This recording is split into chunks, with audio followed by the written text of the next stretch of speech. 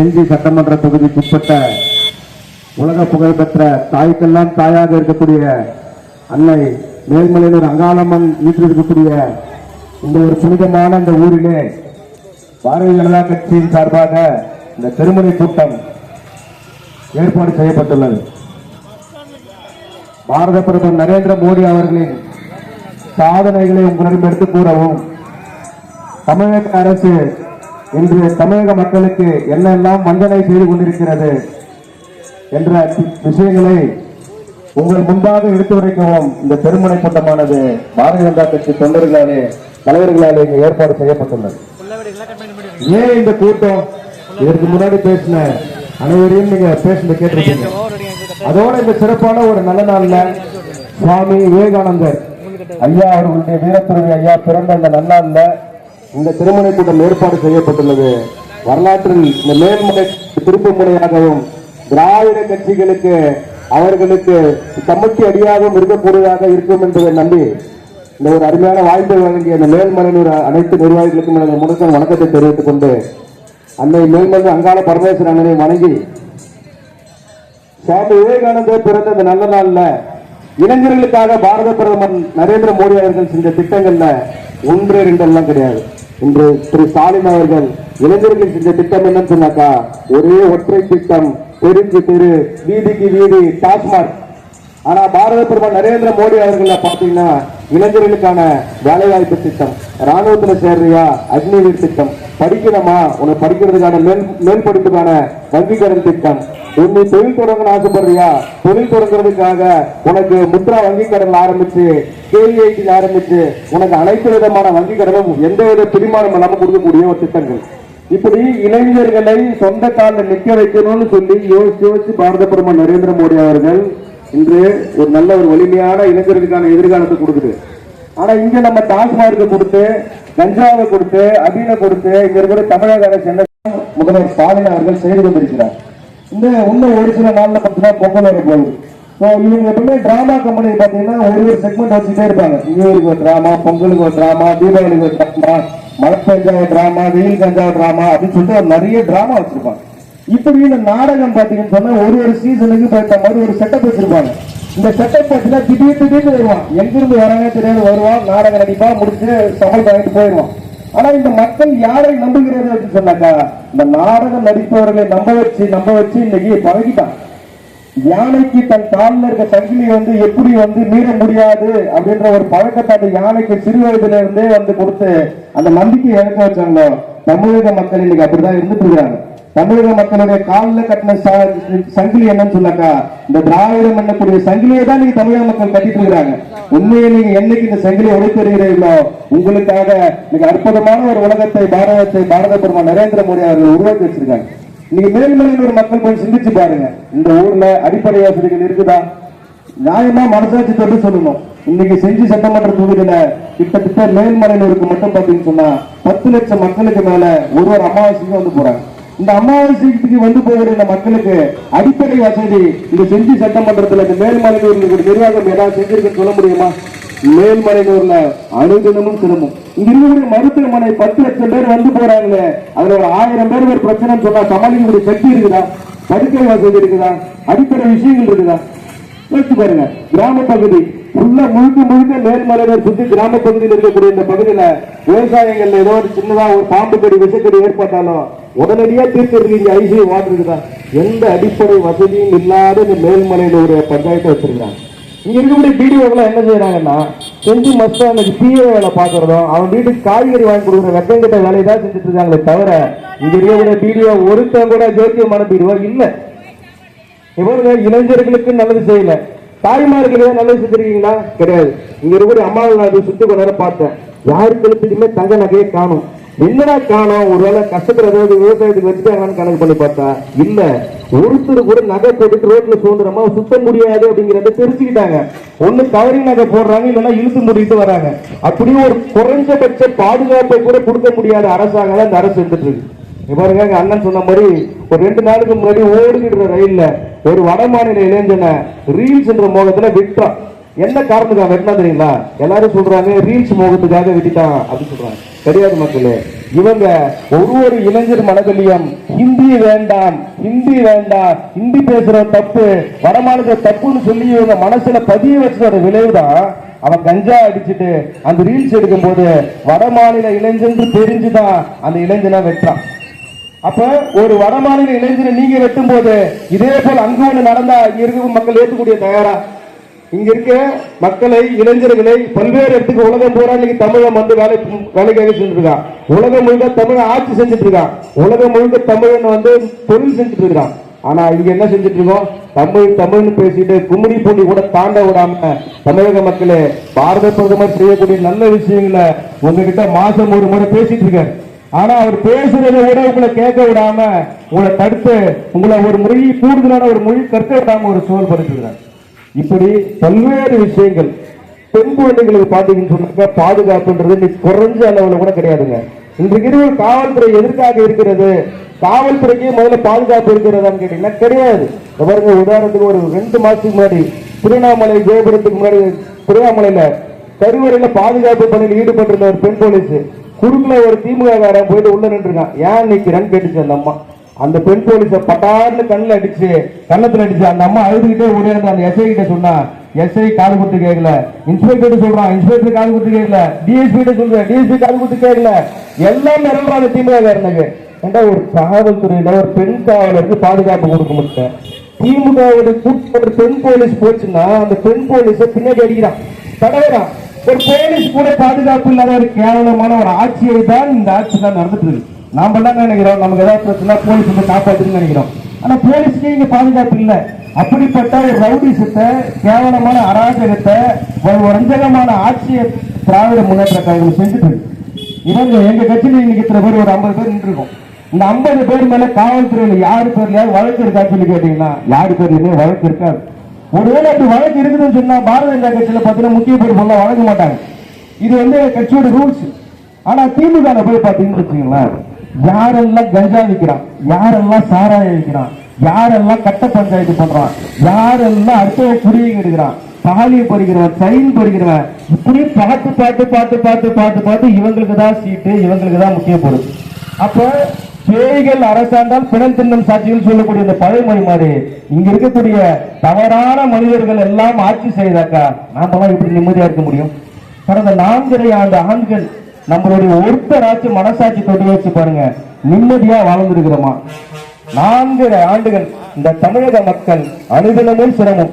ஒரு பால் பாக்கெட் வாங்க போனா பால் பாக்கெட்டுக்கு வரைக்கும் 4 முறை விலையேற்றிட்டீங்க. பால் பாக்கெட்ல உங்களுக்கு என்னையா பிரச்சனை? பால் விலையை ஏற்றி ஒரு ஏழை தாய்மார்கள் அவங்க குழந்தைக்கு பால் கொடுக்கக்கூடிய ஒரு சூழலை கெடுக்கிறது பாரத பிரதமர் நரேந்திர மோடி நல்லாட்சி நிறைய கொடுக்கக்கூடிய இந்த காலகட்டத்தில் அதெல்லாம் பத்தாது, எனக்கு இன்னும் வேணும்னு திருடுறிய ஸ்டாலின் சாரு, நீ எப்படி அப்பான்னு சொல்ற? அப்பா எல்லாம் எப்படி இருக்கணும்? குழந்தைல ஆரம்பிச்சு பெரியவங்க வரைக்கும் பார்க்கணும். ஒரு குழந்தைங்க பால் கொடுக்கக்கூடிய இந்த பாலுக்கு 4 முறை விலையேற்றிட்டேன். சரி, 1 ஒழிச்சுட்டேன். குழந்தை தூங்கணும், என்ன பண்ணணும்? நிம்மதியா தூங்கணும்னா லைட் இருக்கணும், ஃபேன் இருக்கணும், வெளிச்சிருக்கணும். அந்த கரண்ட் பில்லு என்ன பண்ணிருக்கிற? 4 முறை ஏத்திட்டேன். கரண்ட் பில்ல 4 முறை. முன்னெல்லாம் 100 யூனிட்டுக்குள்ள இலவச மின்சாரம் போயிட்டு இருந்தது. இன்னைக்கு நிறைய பேர் வீடுகள்ல 100 யூனிட் இலவச மின்சாரம் கிடையாது. வெறும் 100 ரூபாய் 200 ரூபாய் கட்டிட்டு இந்த வீடுகள்ல நீங்க 1000 ரூபாய் 2000 ரூபாய் கட்டுறாங்க. ஏன் ஏன் உனக்கு இந்த கொள்ள? பாரத பிரதமர் நரேந்திர மோடி கொடுக்கக்கூடிய திட்டங்கள்ல எல்லாத்துக்கும் நீ தான் ஸ்டிக்கர் ஓட்டுற. எல்லா ஃபண்டையும் பெரும்பாலும் ஃபண்ட் நீ தான் எடுத்துக்கிற. ஒரு முத்ரா கடன் திட்டம் கொடுத்தாக்கா 65% இங்க தான் லோன் எடுக்கிறீங்க. மத்திய அரசு கொடுக்கக்கூடிய அனைத்து திட்டங்கள்லையும் பெரும்பான்மை திட்டங்கள்ல அதிகபட்சமா நிதி இங்க தான் எடுக்கிறீங்க. கிட்டத்தட்ட 17 லட்சம் கோடி பணம் வந்து வரைக்கும் நம்ம தமிழக அரசுக்கு கொடுத்துருக்கு மத்திய அரசு.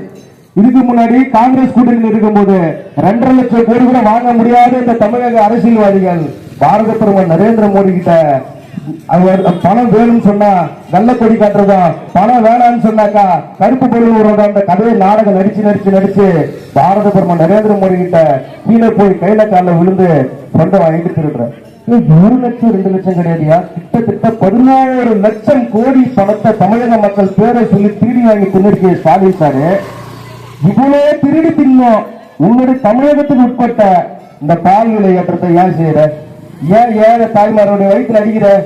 ஏன் என் வீட்டுல குழந்தை பால் குடிக்கிறது உனக்கு என்ன கஷ்டம்? ஏன் இவங்க கரண்ட் பில் நல்லா போட்டு சொகுசா இருக்கணும்னு சொல்லி கரண்ட் கொடுக்குற மானியத்துல ஏன் அந்த கரண்ட் பில்ல 4 முறை வேலை ஏத்துற? என்னங்க பிரச்சனை? நீ ஏசி ரூம்ல சொகுசா இன்னும் 30 தலைமுறைக்கு தேவையான சொத்தை சம்பாதிச்சு வச்சிருக்க ஸ்டாலின் சார். ஆனா ஏன் அப்பான்னு தமிழக மக்கள்கிட்ட இப்ப புதுசா ட்ரெண்டிங் எடுத்துட்டு வர?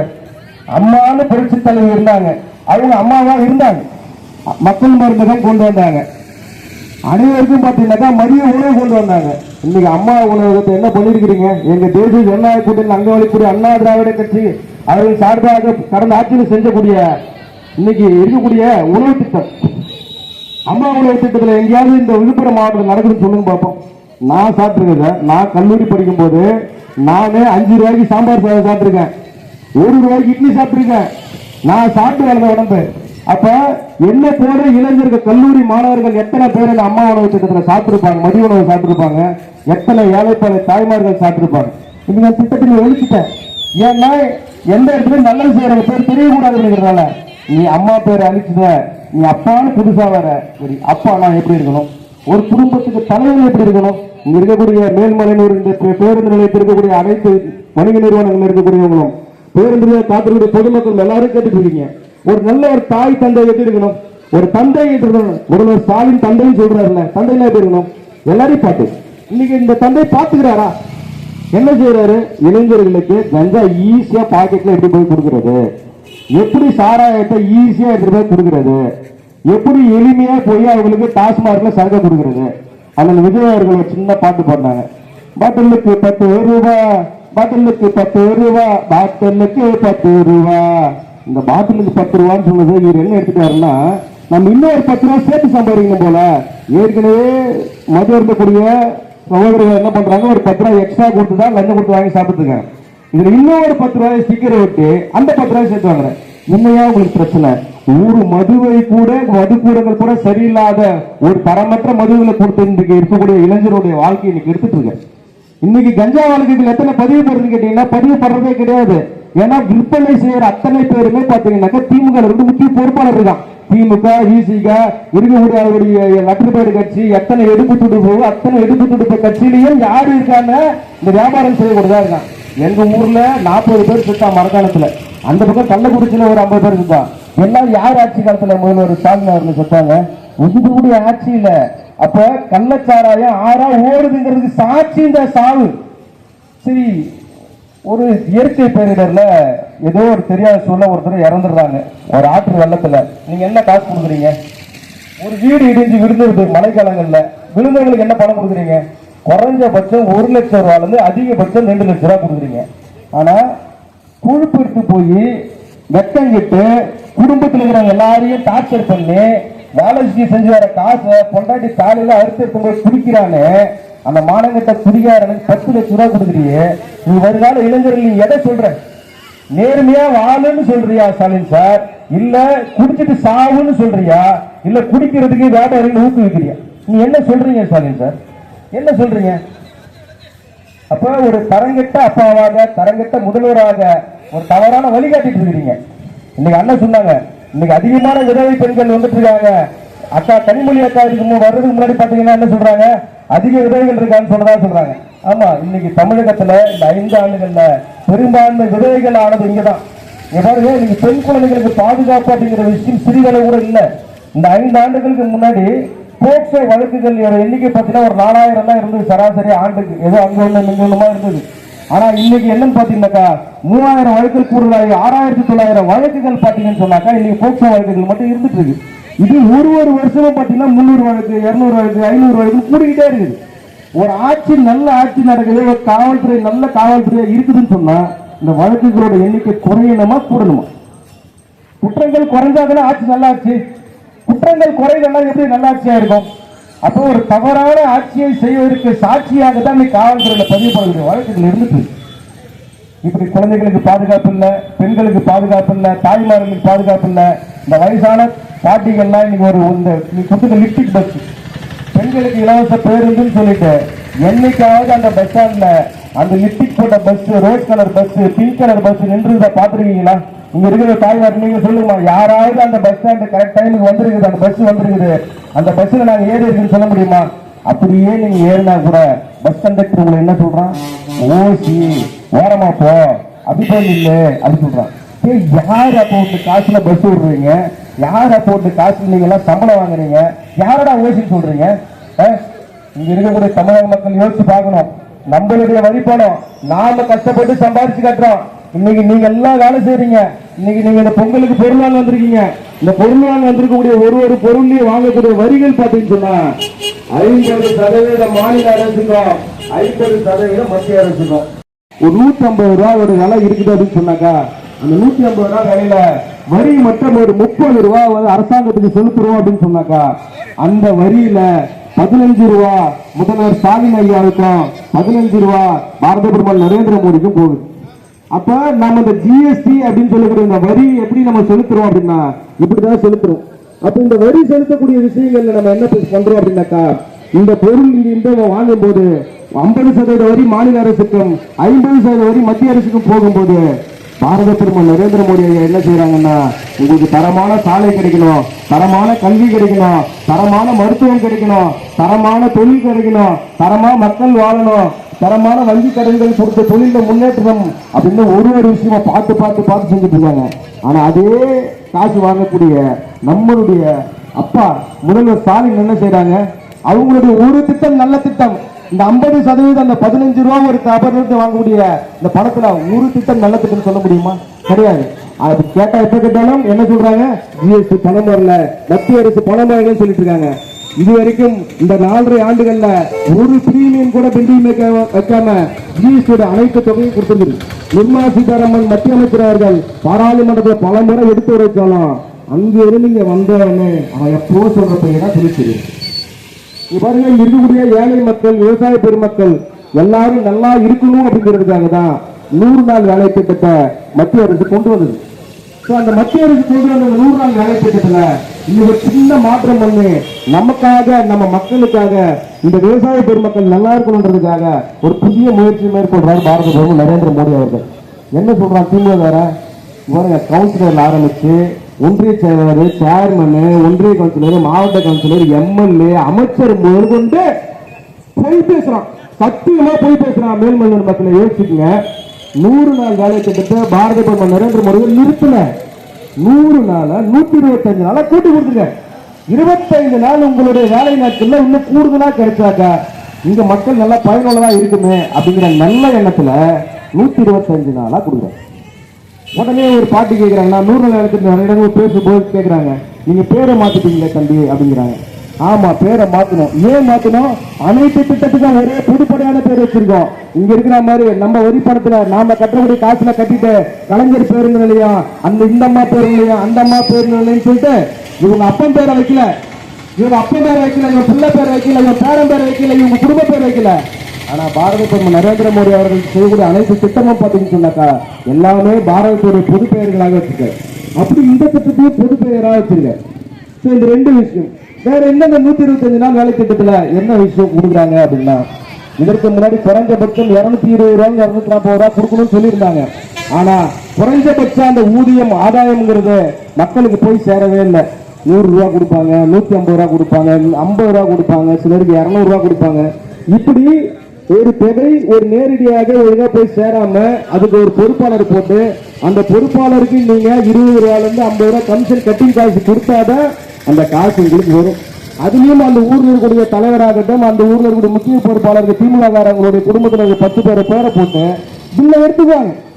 ஒரு 100 நாள் வேலை திட்டம் 125 நாள மாத்திருக்காங்க. இதோட சாரம்சம் என்ன அப்படின்னு சொன்னாக்கா, ஒரு கிராமத்துல ஒரு 100 வீடு இருக்கு, 100ல இருந்து 200 வீடு இருக்குன்னு சொன்னா அந்த 200 வீட்டில் உள்ளவர்களும் யாரெல்லாம் இந்த திட்டத்தில் வேலை செய்யணும்னு பதிகிறாங்களோ அனைத்து பேருக்குமே 125 நாள் வேலை கொடுக்கணும். இதான் ஒரு ரூல்ஸ். ஃபர்ஸ்ட் எல்லாருக்குமே வேலை கிடைக்கணும் அப்படிங்கறத ஒரு அடிப்படை. அப்ப இந்த 100 நாள் 125 நாள் மாத்தினது பிறகும் கூட அதையே தான் நம்ம முடிவு பண்றோம். 125 நாள் தொடர்ந்து யாரெல்லாம் பதிவு பண்ணாங்கன்னா அத்தனை பேருக்கு கிடைக்கணும்னு சொல்றோம். ஆனா இதுக்கு முன்னாடி வேலை செஞ்ச 100 நாள் பணியில் வேலை செஞ்ச அனைவருக்கும் தெரியும் 100 நாள் யாருக்கு வரைக்கும் வேலை கிடைச்சிருக்காது. சில பாட்டிமா 50 நாள் வேலை செஞ்சிருப்பாங்க, ஒரு அக்கா 40 நாள் வேலை செஞ்சிருப்பாங்க, சிலர் 20 நாள் வேலை செஞ்சிருப்பாங்க, சிலர் 90 நாள் வேலை செஞ்சிருப்பாங்க. 100 நாள் முழுசா வேலை செஞ்சு சம்பளம் வாங்கி இருக்க மாட்டாங்க. இது பழைய திட்டம். பிரதமர் நரேந்திர மோடி என்ன சொல்றாங்கன்னா, அப்படிலாம் யாரும் ஏமாற்ற கூடாதுங்க, நாங்க உங்களுக்கு எதுக்கு இவ்வளவு பணம் கொடுக்குறோம், நீங்க மக்கள் தான் அந்த திட்டத்தை செஞ்சு அந்த மக்களுக்கு அந்த பணம் போய் சேரணும் அவங்களுடைய குறைஞ்சபட்ச செலவையாச்சும் அது சமாளிக்கணும் அப்படிங்கிறதுக்காக நாங்க இந்த திட்டம் கொடுக்குறோம். நீங்க இப்படி ஏமாத்தினா சரியில்லை அப்படின்னு சொல்லிட்டு 125 நாளா கொடுங்க, அந்த பணத்தையும் உறுதி பண்ணி கொடுங்க அப்படின்னு சொல்றாரு. இந்த பணத்தை உறுதிப்படுத்துறதுக்கு அப்புறம் என்ன திட்டம் வச்சிருக்காங்க அப்படின்னு சொன்னாக்கா, இதற்கு முன்னாடி உங்களை நிக்க வச்சு ஒரு போட்டோ எடுப்பாங்க. போட்டோ எடுத்துட்டு நீங்க போய் படுத்து தூங்குங்க அப்படின்றாங்க. அதுக்கப்புறமா ஒரு 4 மணி நேரம் கழிச்சு கூட்டு மறுபடியும் ஒரு போட்டோ எடுத்துட்டு அனுப்பிச்சிருவாங்க. இதுல சில நேரம் ஆன்லைன் வேலை செய்யணும் அப்படின்னு சொல்லிட்டு யார் யாரெல்லாம் வரலையோ வராத பேரெல்லாம் போட்டுட்டு பில்லுல சேர்த்துக்குவாங்க. இப்படி நீங்க வேலை செஞ்ச இந்த பணம் இன்னைக்கு 1ஆம் தேதி நீங்க வேலை செய்யறீங்கன்னு சொன்னா, ஒரு மாசம் கழிச்சு அடுத்த மாசம் 1ஆம் தேதியிலிருந்து 15ஆம் தேதிக்குள்ள தான் உங்களுக்கு அந்த பணம் வரும். கிட்டத்தட்ட நீங்க உழைச்ச பணம் இன்னைக்கு நம்ம வந்து அக்கா ஒரு மளிகை கடையில போய் வேலை செய்யறோம். ஒரு மாசம் வேலை செஞ்சா அடுத்து எத்தனை நாள்ல பணம் கிடைக்கும்? மாசம் முழுக்க வேலை செஞ்சா அடுத்த ஒரு 4 நாள் 1ஆம் தேதி 3ஆம் தேதி 5ஆம் தேதி சம்பளம் கொடுக்குறாங்க. ஆனா இந்த திட்டத்துல வரைக்கும் என்ன பண்ணிருந்தாங்கன்னா, அடுத்த மாசம் ஒரு மாசம் கடந்து 2ஆவது மாசம் கூட நிறைய வீடியோக்கள் கொடுக்கறது இல்லை. அப்படிதான் இந்த ஊழல்கள் இருந்தது. கேட்டா பணம் வரல அப்படின்னு சொல்லிட்டு ஏமாத்திட்டு இருந்தாங்க. ஆனா இப்ப என்ன சொல்றாங்கன்னா, நீங்க இன்னைக்கு வேலை செய்யறீங்களா, இன்னையில இருந்து 7 நாளில் இருந்து 15 நாளுக்குள்ள உங்க நேரடியாக உங்க அக்கௌண்ட்டுக்கு அந்த பணம் வரும்னு சொல்றாரு பிரதமர். இந்த பணத்தை வாங்குறதுக்கு இதுக்கு முன்னாடி நீங்க லஞ்சம் கொடுத்தீங்க. ஆனா இந்த முறை நீங்க லஞ்சம் கொடுக்க தேவையில்லை. ஏன் அப்படின்னு சொன்னா, உங்களை இந்த முறை ஸ்கேன் பண்ணும்போது நீங்க கை நாட்டு வைக்கும் போது, நீங்க இப்ப பயோமெட்ரிக் சிஸ்டம் கொண்டு வர போறாங்க. அதுல சிஸ்டம் நீங்க கை வைக்கும் போது யாரும் போலியானவர்கள் அது மாதிரி கணக்கு கொடுக்க முடியாது. நீங்க வச்ச உடனே உங்களுடைய அக்கௌண்ட்ல உங்களோட சம்பளம் சேர்ந்துடும். ஆட்டோமேட்டிக்கா வீடியோ கையெழுத்து போடணும், கிளர்க்கு கையெழுத்து போடணும், ஊர் தலைவர் கையெழுத்து போடணும் கதை கிடையாது. இதுக்கப்புறம் நேரடியா 100 நாள் 125 நாள் வேலை திட்டத்தின் மூலமாக உங்க அக்கௌண்ட்ல நேரடியா பணம் வரும். யாரும் தடுக்க முடியாது. ஏன் இந்த 100 நாள் வேலை திட்டம் 125 நாள் ஆக்கணும்னு கீழே இருக்க கிளர்க்ல இருந்து பிடிஓல இருந்து எம்எல்ஏ இருந்து ஏன் குதிக்கிறான், ஏன் கொதிக்கிறான், ஏன்டா இதுல ஆடுறீங்க அப்படின்னு கேட்டாக்கா, எல்லாருமே இந்த ஏழை மக்களுடைய பணத்தை திருடி தின்னுட்டு இருந்த நாய்கள். இந்த திருட்டு நாய்களுக்கு திருடுற அந்த பொறையை வந்து இல்ல எடுக்க முடியாதுன்னு சொன்னவங்க, அதுக்கு வாயில் அந்த நாய் ஒரு கடிவாளத்தை போட்டவங்க, அந்த நாய் எப்படி அந்த பொறையை கழித்துன்றது தெரியல. இந்த பிடிஓ போற பேர இருக்கிற கிளர்க்கு போற பேர் ஏன்டா அலறான், ஏன்டா திமுககாரன் போற பேர் வல்லு குலைச்சுன்னு பிரச்சனை தான். அவன் அன்றாட திருடி தின்னது எங்கன்னா இந்த 100 நாள் வேலை வாய்ப்பு திட்டத்துல. அந்த திட்டத்துல மக்களுக்கு போக வேண்டிய பணத்தை அப்படி எல்லாத்தையும் கொடுத்தவங்க அவனுக்கு முடியல, திணறான், கத்துறான், ஊழ்றான், மக்கள்கிட்ட போய் பொய்யா சொல்றான். அது சொல்றதுக்கு சாட்சி கூட்டினு வரான், அமைச்சரை கூட்டினு வரான், எம்எல்ஏ கூட்டினு வரான், பிடிஓ கூட்டினு வரான், கலெக்டரை கூட்டினு வராங்க. முதல்வர் ஸ்டாலினே அதே பொய் தான் சொன்னார். அப்பட்டமான பொய். ஸ்கூல்ல பொய் பேசினா வாத்தியார் அடிப்பாங்கல்ல, அந்த மாதிரி ஒரு அடிக்கிற சூழல் மட்டும் இருந்தா போறோம். ஸ்டாலின் அவர்கள் எவ்வளவு அடி வாங்கணும் தெரியுமா? 1 லட்சம் அடியாச்சும் வாங்கின ஒரு ஆட்சிக்கு அவர். அவ்வளவு கேவலமான பொய் பொய் பொய் பொய் பொய் பொய் பொய் வாய திறந்த பொய். இப்படி பொய்யா சொல்லி இந்த மக்களை ஏமாத்திட்டு இந்த 100 நாள் வேலைக்கு 125 நாள் கொடுத்து இதுல கூடுதலா இன்னும் 2 சிறப்பு. உதாரணத்துக்கு என்னோட அம்மா ஒரு 60 நாள் வேலைக்கு போறாங்க. எங்க ஊர்ல எல்லாருக்கும் வந்து 125 நாள் வேலை கிடைச்சிருச்சு. எங்க அம்மா கூட இருக்க ஒரு 10 பேர் பெண்களுக்கு அந்த வேலை கிடைக்கல அப்படின்னு சொன்னாக்கா, எத்தனை நாள் வேலை அந்த பஞ்சாயத்தால கொடுக்க முடியலையோ அத்தனை நாளுக்கான பணத்தை பாரத பிரதமர் நரேந்திர மோடி அவர்கள் என்ன உத்தரவிட்டிருக்காங்கன்னா, அவங்களோட நேரடி வங்கி கணக்குக்கு குறைந்தபட்ச ஊதியமாக நீங்க செலுத்தியே ஆகணும்னு சொல்றாங்க.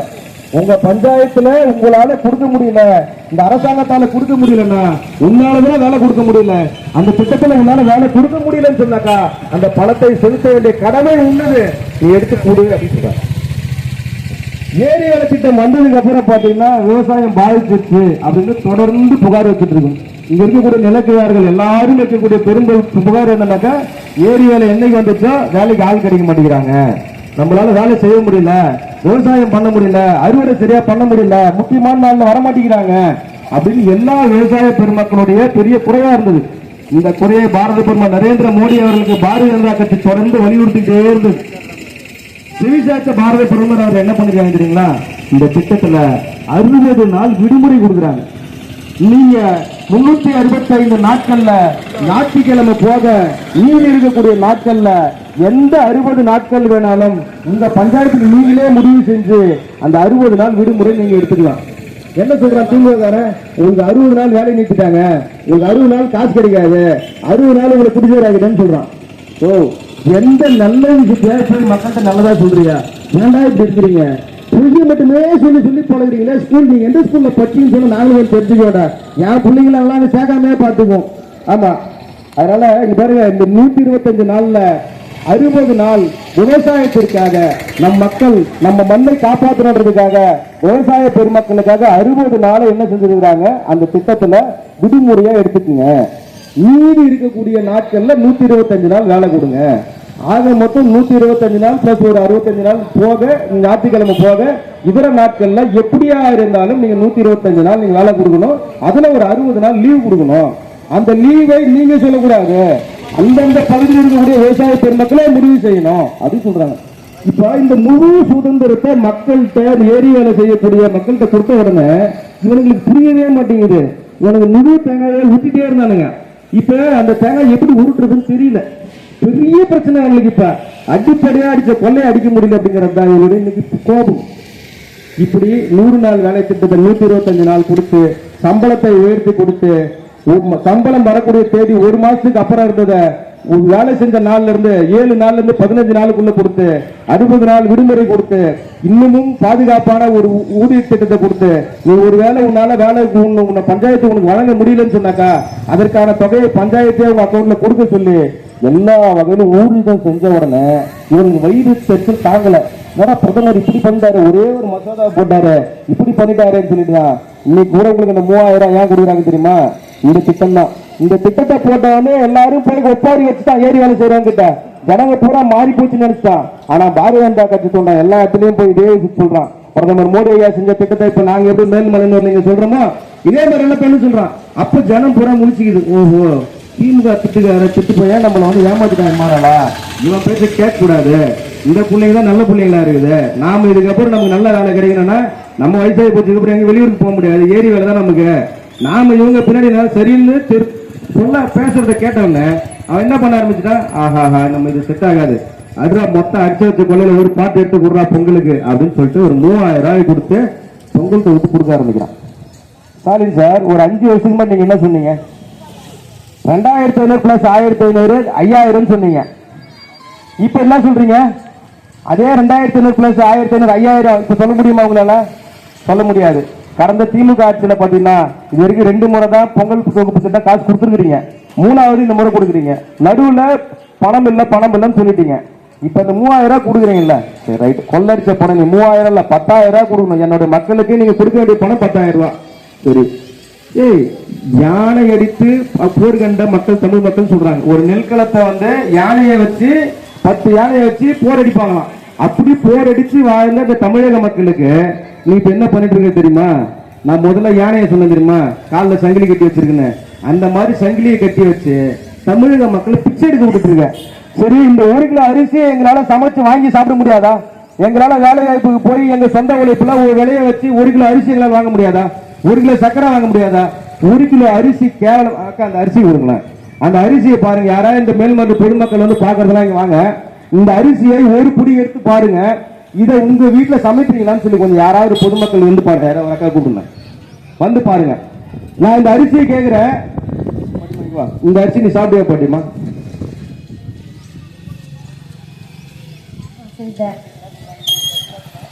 இப்பதான் போடுறாங்க, நீங்க இப்பதான் சாப்பிடணுன்றாங்க, நான் எப்படி சாப்பிடுறேன்? பாத்துக்குங்க, ஒரு பொதுமக்கள் சொல்லுற வயசான பாட்டி இந்த அரிசி என்னால தின்ன முடியாதுன்னு சொல்லுது. ஸ்டாலின் சார் உங்களுக்கு கேட்க நினைக்கிறேன், இங்க இருக்க வீடியோ வந்து எங்க பக்கத்துல இருக்கிற ஆள் விட்டு கேட்டு வந்து கேளு வீடியோ, இதை கொஞ்சம் பாரு, இங்க இருக்கிற தீமை வேற எல்லாரும் பாரு. அமைச்சர் மஸ்தான் கொஞ்சம் கேட்டுங்க, நீ ரேஷன் கடைக்கு போய் பொங்கல் தொகுப்பு சீனா போட்டு தீமை போட்டு போஸ்ட் கொடுக்குறீங்களா? உங்க ரேஷன் கடையில கடந்த 10 வருஷமா தொடர்ந்து 5 கிலோ அரிசியும் கோதுமையும் பாரத பிரதமர் நரேந்திர மோடி அவர்கள் தொடர்ந்து கொடுத்துட்டு இருக்காரு. உண்மையிலேயே அந்த ரேஷன் கடையில கொடுக்கக்கூடிய உயர்ந்த பொருள் எங்களுது.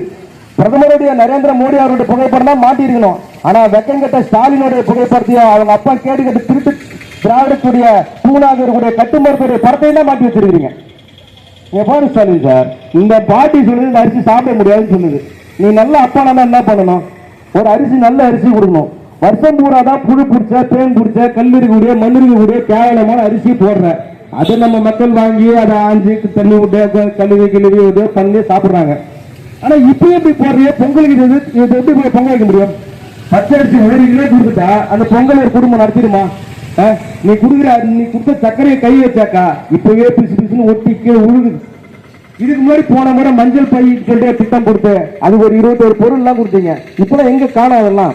நாடகத்தில் அந்த லிஸ்ட்லாம் கட் பண்ணிட்டு இருக்கீங்களே ஸ்டாலின் சார். ஸ்டாலின் சார் இது பேர் என்ன ஸ்டாலின் சார்? ஆனா மேல்மல்லூர் மக்கள் கொஞ்சம் நீங்க சொல்லணும், இதுக்கு பேர் என்ன? இங்க எல்லாமே விவசாய பெருமக்கள் தான் இருக்கிறீங்க.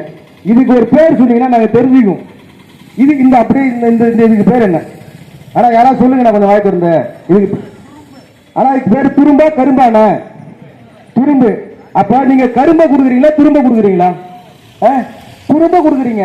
ஏன் ஸ்டாலின் சார்? நாங்களா ஜாலியா அப்படி போகும்போது எங்க கிளறு அப்படி உடச்சு கரும்பு சாப்பிட்டு சுவையா வாழ்ந்த மக்கள் எங்க கிட்ட இப்படி ஒரு துரும்ப கொடுக்குறீங்களே, இதை எங்க ஆயா வயசானது ஊனின் கூட போக முடியாது. இந்த கரும்பை வச்சுட்டு அப்படி ஒரு துரும்ப கொடுத்து தமிழக மக்களை கேவலப்படுத்துறீங்களே. நீங்க தமிழரா இருந்தா தானே ஸ்டாலின் சார் உங்களுக்கு தெரியும். நீங்க ஓங்கோல்ல இருந்து அப்படியே ஒரு பேக்கேஜா அப்படி தஞ்சாவூர்ல உங்க அப்பா திருப்பதியில இங்க சென்னையை பிடிச்சி நீங்க தமிழக மக்களை ஏமாத்திட்டு இருக்கும்போது உங்களுக்கு எப்படி தெரியும்? நீங்க எப்படி தமிழர்களுடைய திருநாள இந்த பொங்கல் பண்டிகை எப்படி கொண்டாடுறது பத்தி உங்களுக்கு அதோட மகிழ்ச்சி என்ன தெரியும்? ஏழை மக்களுடைய விவசாய மக்களுடைய உங்களுக்கு என்ன தெரியும்? தெரியாது ஸ்டாலின் சார். அதனால்தான் ஸ்டாலின் சார் நீங்க அங்க உட்காந்துட்டு இந்து மக்களுக்கு மட்டும் துரோகம் செஞ்சுட்டு இருக்கிறீங்க. 10 கிலோதான் என்னோட முன்னாடி பேசுற சகோதரர் நிறைய தகவல் சொன்னாங்க. இந்து மக்களுக்கு மட்டும் துரோகம் செய்வதே பேக்கேஜா வச்சிருக்கேன். எல்லா திருவிழாவும் எல்லா பண்டிகையும் வந்தா ஸ்டாலின் உடனே என்ன பண்ணாரு, அப்பாவது வாழ்த்து இருக்கிறாரு. ஆனா இந்து பண்டிகை வந்துச்சுன்னா பாத்தீங்கன்னா அன்னைக்கு அவர் மௌன விரதம் போயிடுவார். அன்னைக்கு மட்டும் மௌன விரதம் ஆயிடும். இப்படித்தான் உங்களுடைய ஆட்சி இருந்துட்டு இருக்குது. இன்னைக்கு நீங்க என்ன செஞ்சுட்டு இருக்கீங்க? திருப்பரங்குன்ற மலை மேல தீபம் ஏற்றணும்னு உயர்நீதிமன்றம் உங்களுக்கு அனுமதி கொடுத்தாக்கா, உயர்நீதிமன்றம் ஒரு தீர்ப்பு கொடுத்தாக்கா, உங்க கூட சட்டத்துறை அமைச்சர் மாடு மேய்க்க கூட லாய்க்கில்லாத ஒரு சட்டத்துறை அமைச்சரா போட்டுக்கிட்டு அவன்லாம் பேசுறான், ரூல்ஸ் பேசுறான், எது எங்க என்னமா அங்க இருக்கணும் சுடுகாட்டு எல்லாம் பேசுறான். ஏடா உனக்கு உனக்கு உனக்கு இந்த நாட்டில் வாழ்றது தகுதி இருக்காடா? இந்திய அரசியலமைப்பு சாசனத்துல அமைச்சருக்கு பதவி ஏற்கிறதுக்கு முன்னாடி அரசியலமைப்பு சாசனத்தை மதிக்கிறேன்னு சொல்லி ஏற்றிருக்கிறீங்க. எந்த அரசியலமைப்பு சாசனடா இந்துக்கு ஒரு சட்டம், முஸ்லீம் ஒரு சட்டம், கிறிஸ்டினுக்கு ஒரு சட்டம் இப்படி மதிக்கணும்னு சொல்லி இருக்குது? மானங்கட்ட அமைச்சர்களையும் திருடர்களையும் அயோக்கியர்களையும் அமைச்சரா வச்சுக்கிட்டு இந்த இந்து சமய அறநிலையத்துறையில் இருக்கக்கூடிய ரவுடி சேகர் பாபு வச்சுக்கிட்டு இந்த தமிழக அரசு இந்து கோயில்களுக்கு அடங்கி துரோகம் செஞ்சுட்டு இருக்கு. இந்த மேல்மலையூர்ல 10 லட்சம் பேர் போகக்கூடிய அமாவாசை என்னையா பாதுகாப்பு பண்றீங்க? என்ன அடிப்படை வசதி பண்ணி வச்சிருக்கீங்க? ஒரு இடத்துல சாலை வசதி நல்லா இருக்குன்னு சொல்லு, ஒரு இடத்துல மருத்துவ வசதி நல்லா இருக்குன்னு சொல்லு, ஒரு இடத்துல மின்சார விளக்கு கரெக்டா ஏறின்னு சொல்லு. கிடையாது. ஜனம் பூரா தத்தளிச்சுட்டு வர, தத்தளிச்சுட்டு போறான். என்னதான் திருப்பி இந்த கோயிலே நீங்க ஊழல் தான் பண்ணிட்டு இருக்கிறீங்க, இது தெரியும். இருந்தாலும் அங்காளம்மன் பரமேஸ்வரி அவர்கள் 2026 உங்களை வீட்டுக்கு அனுப்புறதுக்காக அதை பத்தி பேச வேணாம்னு சொல்லியிருக்காங்க. பாரத பிரதமர் நரேந்திர மோடி அவர்கள் உங்களுக்கு பல நல்லாட்சியும் பல நல்ல திட்டங்களையும் கொடுத்திருக்காங்க. இந்த மேல்மலையூர்ல இந்த திருமண பிரச்சாரம் இதன் மூலியமா மக்கள்கிட்ட இத்தனை விஷயங்கள் எடுத்து சொல்லுன்ற காரணம் எங்களுக்கு என்னன்னு சொன்னாக்கா, நீங்க விழிப்படையணும் மக்களே. நீங்க விழிப்படைஞ்சா மட்டும்தான், ஒரு குடும்பத்திலே கூடிய ஒரு தாய் விழிப்படைஞ்சாதான் அந்த வம்சமே விழிப்படைன்னு சொல்றாங்க. அப்படி ஒரு குடும்பத்தில் இருக்கக்கூடிய தாய்மார்களும் இளைஞர்களும் பெரியவர்களையும் விழிப்படைஞ்சு நீங்க செலுத்தக்கூடிய ஒற்றை வாக்கு. நீங்க பாருங்க, தமிழக அரசு இதற்கு முன்னாடி எவ்வளவு கடன் வச்சிருந்ததுன்னு சொன்னாக்கா, ஒரு ஆளின் போன 10 வருஷத்துக்கு முன்னாடி 2.5 லட்சம் ரூபாய் இருந்தது. அதுக்கப்புறம் இப்ப இந்த திமுக ஆட்சி ஆரம்பிக்கிறது முன்னாடி 4.5 லட்சம் ரூபாய் இருந்தது. இன்று 9 லட்சம் ரூபாய். இங்க நிக்கக்கூடிய ஆட்டோ ஓட்டுறாங்க, இங்க இருக்கக்கூடிய பழக்கடையில் வேலை செய்யறவங்க, இங்க இருக்க டீ கடையில் வேலை செய்யறவங்க, அதை பேருந்துக்காக பார்த்திருக்கக்கூடிய அந்த அக்கா தங்கச்சி எல்லா அம்மா எல்லாருடைய தலைமையிலயும் 9 லட்சம் ரூபாய் கடன் இருக்கு. 9 லட்சம் ரூபாய் கடன் நீ வாங்கினீங்க? இங்க இருக்க இடம் வாங்கினாங்களா? நாமெல்லாம் 1 லட்சம் ரூபாய் கடன் வாங்கினால பேங்கார ஊட்டாச்சு டார்ச்சர் விடுவாங்கல்ல. இந்த பிரதமர் நம்மளுடைய தமிழக முதல்வர், நீங்க நகை வைங்க, நான் நகை ரிலீஸ் பண்ணி தரோம், கல்வி கடன் ரத்து செய்யறோம், படிக்கிற பிள்ளைங்களை நாங்க நீட் தேர்வை ரத்து செய்யறோம், இப்படிலாம் பொய் சொல்லி பண்றாங்கல்ல. இப்படி எல்லாம் பொய் சொல்லி பண்ணக்கூடிய தமிழக அரசு யோசிச்சு பாருங்க. உங்களுடைய மக்களுடைய அத்தனை பேர் தலையிலையும் 9 லட்சம் ரூபாய் கடன் வச்சிருக்கு. ஏன் ஒரு பொருள் 10 ரூபாய் விற்கிற பொருள் திடீர்னு 15 ரூபாய் விற்குது? 15 ரூபாய் விற்கிற பொருள் ஏன் 20 ரூபாய் விற்குது? என்ன காரணம்? விலையேற்றத்துக்கு என்ன காரணம்னு பாத்தீங்கன்னு சொன்னாக்கா, தமிழக அரசு நம்மளை எல்லாரையும் 7 கோடி 8 கோடி மக்களையும் மொத்தமாக்கு போய் அடமான வச்சுட்டு அங்கங்க உலக நாடுகள்ல கடன் வாங்கி திங்கிறோம். பாரத பிரதமர் நரேந்திர மோடி அவர்கள் செய்யக்கூடிய திட்டங்கள்ல ஊழல் செஞ்சு பல வங்கிகள்கிட்ட போலி கணக்கு போட்டு திருடி பணம் வச்சு இன்று குழந்தை பேர் பெறுவதில் மிகப்பெரிய சிக்கல்கள் ஏற்பட வச்சு ஒரு இளைஞனும் பார்த்தேன்னு சொன்னா 30 வயதிலே 60 வயது கொண்ட உருவம் போல ஆக வச்சு இன்னைக்கு இளைஞர்களுடைய எதிர்காலத்தை சுட்டுச்சேவராக ஆகிறது. இந்த மேல்மலையின் மக்கள்கிட்ட நம்ம அண்ணனுங்கெல்லாம் இந்த திருமண கூட்டத்தில் ஏன் இவ்வளவு இருக்கிற வேலையெல்லாம் விட்டுட்டு திங்கட்கிழமை காலையில வந்து செய்யறாங்க அப்படின்னு சொன்னா பாரத பிரதமர் நரேந்திர மோடி அவர்கள் உங்களுக்கு நல்லது செஞ்சுட்டு இருக்காங்க. ஆனா இங்க இருக்கக்கூடிய ஒரு திருத்த திராவிட கூட்டம் என்ன செஞ்சுட்டு இருக்காங்கன்னா செய்யறது அனைத்தையும் பொய்ன்னு சொல்லிட்டு போலின்னு சொல்லிட்டு புரட்டம் சொல்லிட்டு உங்களை ஏமாத்தி தெரிஞ்சுட்டு இருக்காங்க. கிட்டத்தட்ட என்னைக்கு இந்த திராவிடம்ன்ற ஒரு விஷயம் ஆரம்பிச்சுதோ அன்னையிலிருந்து இன்னைக்கு வரைக்கும் நடிச்சு ஏமாற்றக்கூடிய ஒரு செயலை மட்டும்தான் திராவிட கட்சியில் செய்து கொண்டிருக்கிறது. அதிலும் குறிப்பாக திராவிட முன்னேற்ற கழகம் பாருங்க, நம்ம எல்லாம் சாமி கும்பிடையானாலும் தெரிஞ்சது மேல போட்டு பேசுறான். ஆனா துர்கா ஸ்டாலின் அவர்கள் அவங்க வீட்டுல அதுக்கான சாமி பூஜை வச்சு வணங்குறாங்க. அப்ப நம்ம இந்து மக்களை சாமி கும்பிட வேணாம்னு சொல்லிட்டு அவங்க மட்டும் சாமி கும்பிடக்கூடிய விஷயம். இன்னைக்கு நாம படிக்க கூடாது, ஒரு மொழி எக்ஸ்ட்ரா படிக்க கூடாதுன்னு சொல்லிட்டு அவங்களுடைய பிள்ளைகள் பேரங்கள் எல்லாம் வெளிநாடுகளில் சென்று படிக்கிறதும் அவங்க நடத்தக்கூடிய ஸ்கூல்ல ஹிந்தி மொழி படிக்க வைக்கிறது இருக்கிறாங்க. இங்க பாருங்க, நீங்க தமிழை வளர்த்தோம் பேசக்கூடிய ஸ்டாலின் அவர்களே, நீங்க தமிழக பேருந்து அரசு பேருந்துடைய ஒரு பஸ் நிற்குது. இந்த அரசு பேருந்துல அரசு பேருந்து கழகம்னு இருக்கா பஸ்ஸோட பேரு, இல்ல தமிழக அரசு பேருந்து கழகம்னு இருக்கா சொல்லுங்க. ஒரு பேருந்து கழகத்துக்கு உங்களால தமிழக அரசு தமிழ் என்ற பெயரை ஒரு தூக்க முடியும்.